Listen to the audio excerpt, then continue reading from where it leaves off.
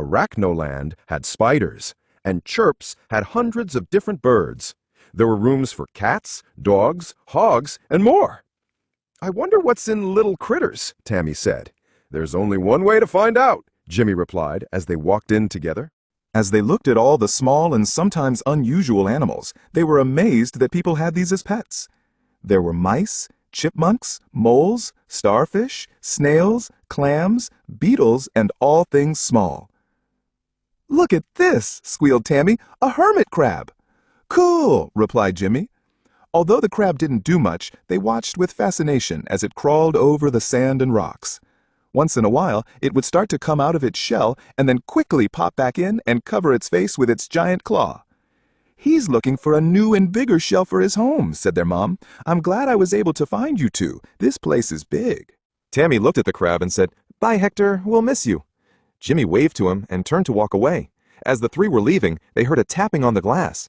"I don't believe this," said their mom. "That crab is saying goodbye to you two. I guess we'll just have to buy him and have a new pet."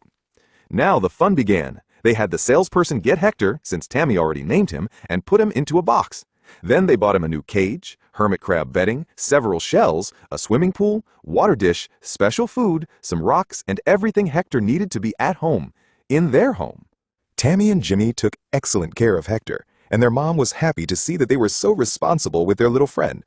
But as time passed, Hector seemed to be less and less happy.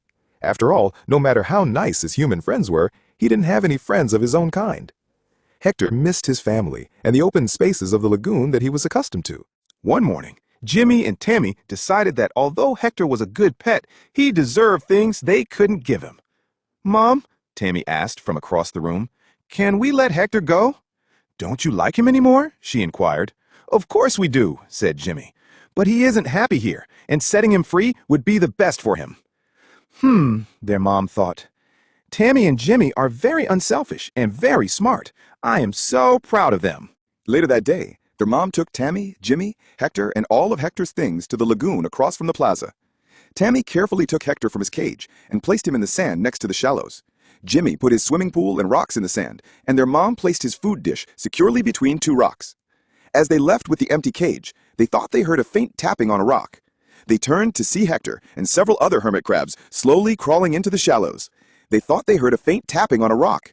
They turned to see Hector and several other hermit crabs slowly crawling into the shallows. A true act of love is ensuring that everyone is happy.